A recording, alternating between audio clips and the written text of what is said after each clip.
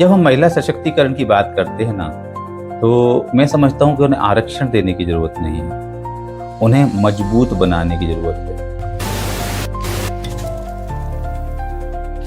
घर भी देखना है, एक माँ की जिम्मेदारी भी निभानी है और अब एक समाज में अपने आप को एक सफल नारी के रूप में स्थापित भी करना है।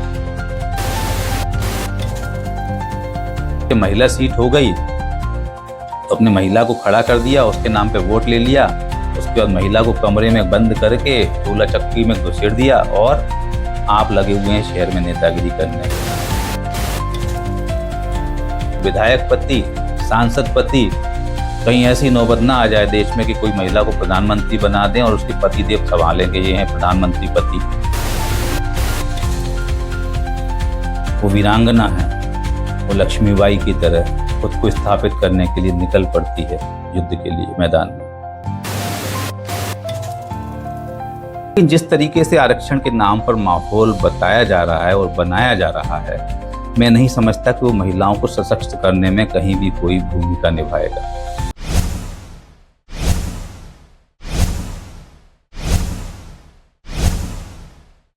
दोस्तों, इस समय पूरे देश में महिला आरक्षण की बात चल रही है, महिला सशक्तिकरण की बात चल रही है और महिला आत्मनिर्भरता की बात चल रही है। लेकिन जिस तरीके से आरक्षण के नाम पर माहौल बताया जा रहा है और बनाया जा रहा है, मैं नहीं समझता कि वो महिलाओं को सशक्त करने में कहीं भी कोई भूमिका निभाएगा।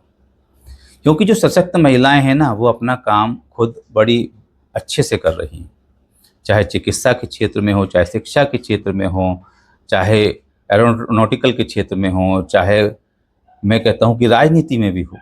लेकिन कई सारी सेल्फ कॉन्फिडेंट स्किल्ड जो हैं महिलाएं हैं, अपनी योग्यता के दम पर वो अपनी पहचान बना चुकी हैं। एक्चुअली जब हम महिला सशक्तिकरण की बात करते हैं ना, तो मैं समझता हूँ कि उन्हें आरक्षण देने की ज़रूरत नहीं है, उन्हें मजबूत बनाने की ज़रूरत है। उन्हें यह विश्वास दिलाने की ज़रूरत है कि आप अपने निर्णय स्वयं लें, आप स्वयं आगे बढ़ें। और जिन महिलाओं ने ये किया है ना, वही आगे बढ़ी हैं।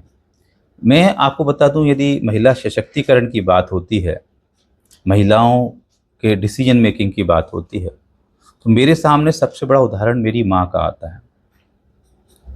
मेरी माँ ने बहुत विषम परिस्थितियों में भी मेहनत की और अपने आप को स्थापित किया। नर्सिंग का ट्रेनिंग किया। वैसे यदि नर्सिंग की बात करें तो फ्लोरेंस नाइटिंगेल का नाम आता है और उसे लेडी विद द लैम्प कहते हैं। और फ्लोरेंस नाइटिंगेल को लेडी विद द लैम्प कहते हैं क्योंकि बात 18वीं सेंचुरी की है और उस समय क्रीमिया का जो वॉर चल रहा था। क्रीमिया आप जानते ही यूक्रेन का एक पार्ट है जिस पे अभी भी रशिया दावा करता है और वो कभी क्रीमिया में आ जाता है, कभी रशिया में आ जाता है। तो मेन जो वॉर का रीजन था वही था और उस समय भी क्रीमिया जो था, क्रीमिया वॉर जोन था। और फ्लोरेंस नाइटिंगेल जो है रात में लैंप लेके निकलती थी और वो जख्मी लोगों को ढूंढती थी वॉर जोन में, और वहाँ पर जख्मी लोगों को जाकर ढूंढती थी लैंप लेके और उसका इलाज करती थी। तो ऐसे ही मेरी माँ ने जब नर्सिंग का ट्रेनिंग किया तो मैं देखता था कि परिस्थितियाँ बहुत विपरीत थीं। एक तो सरदार मराठा फैमिली होने के नाते रिश्तेदारों का दबाव था कि भाई कुछ भी ऐसा नहीं करना है कि परिवार का नाम खराब हो। अब जब शिवपुरी में उनको ट्रेनिंग का मौका मिला तो बीच जंगल में, अब तो वो शहर में है हिस्सा, लेकिन बीच जंगल में हमारे परिवार का जो है वो फार्म हाउस था या रेस्ट हाउस कहें, जहाँ शिकार विकार के समय हमारे पूर्वज रुक जाते होंगे। वह जगह हमको रहने को दी गई कि कहीं और रहने से अच्छा है वहाँ रहो अपने उसमें। तो वहाँ रहते थे और बीच जंगल में, कहीं पर कोई लाइट के साधन नहीं थे। अस्पताल में मम्मी जाती थीं, वापस आती थीं, हम लोगों को, बच्चों को पालती थीं, खाना बनाना वगैरह सब करके। देखिए आप, घर भी देखना है, एक माँ की जिम्मेदारी भी निभानी है और अब एक समाज में अपने आप को एक सफल नारी के रूप में स्थापित भी करना है। मैंने देखा मेरी माँ जो है उस समय वो नर्सिंग की जो किताबें थीं, वो उस समय लाइट नहीं थी, तो जो मिट्टी के तेल का लैंप होता है, जो लालू जी के पार्टी का निशान है, उस तरह का लैंप लगाकर पढ़ती रहती थी हमारे सामने, हम देखते थे।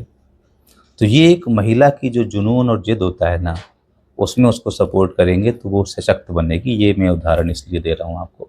और सफलतापूर्वक मेरी माँ ने अपना जो है हॉस्पिटल में भी नौकरी करी, उसके बाद वो जिला पंचायत में उनको जॉब मिली। जिला पंचायत से जब महिला बाल विकास कार्यालय अलग हुआ तो वो महिला बाल विकास में पहुंची और सफलतापूर्वक नौकरी करी।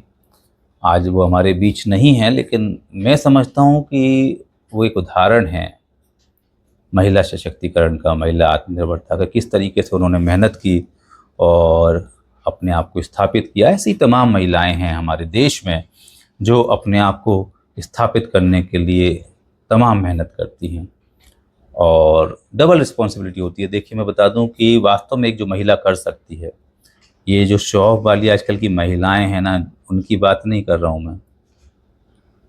जो वास्तव में भारतीय मूल्यों पर चलने वाली महिला है, वो वीरांगना है, वो लक्ष्मीबाई की तरह खुद को स्थापित करने के लिए निकल पड़ती है युद्ध के लिए मैदान में। उसको पता है कि आगे हो सकता है कि जीवन संघर्ष है, उसमें जीवन भी खत्म हो जाए। तो ऐसी तमाम महिलाएं हैं हमारे देश में जो आज मेहनत कर रही हैं, खुद को स्थापित कर रही हैं, हर क्षेत्र में सफलता के नए आयाम गढ़ रही हैं। उन महिलाओं के लिए कुछ ऐसी योजना बने जो उनको आत्मनिर्भर बनाए। ज़बरदस्ती की आरक्षण की बैसाखी पकड़ाने की ज़रूरत नहीं है, क्योंकि जब वे स्वयं इस लायक हो जाएंगी ना, वो अपना हक स्वयं ले लेंगी।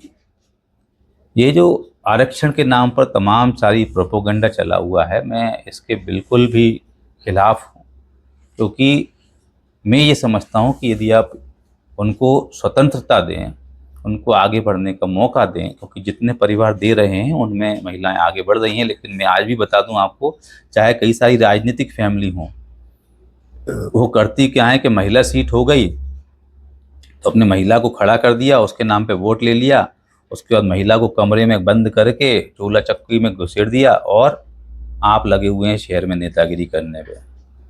ठीक है, जिला पंचायत सदस्य पति, पार्षद पति, और ऐसे यदि आगे चलेगा तो विधायक पति, सांसद पति। कहीं ऐसी नौबत ना आ जाए देश में कि कोई महिला को प्रधानमंत्री बना दें और उसके पतिदेव संभालें कि ये हैं प्रधानमंत्री पति। तो उस स्थिति में ले जाने से बेहतर है कि महिलाओं को स्वावलंबन दें, आत्मनिर्भर बनाएं, कुछ ऐसी योजनाएं बनाएं कि महिलाएं सशक्त हों। ज़बरदस्ती में आरक्षण देकर मैं नहीं समझता कि महिलाओं को कोई भला होने वाला है।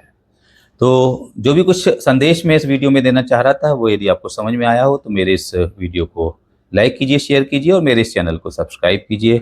अगले ऐसे ही गंभीर मुद्दे पर चिंतन मनन करने के लिए आपके सामने फिर आऊँगा। जब तक के लिए नमस्कार, जय हिंद।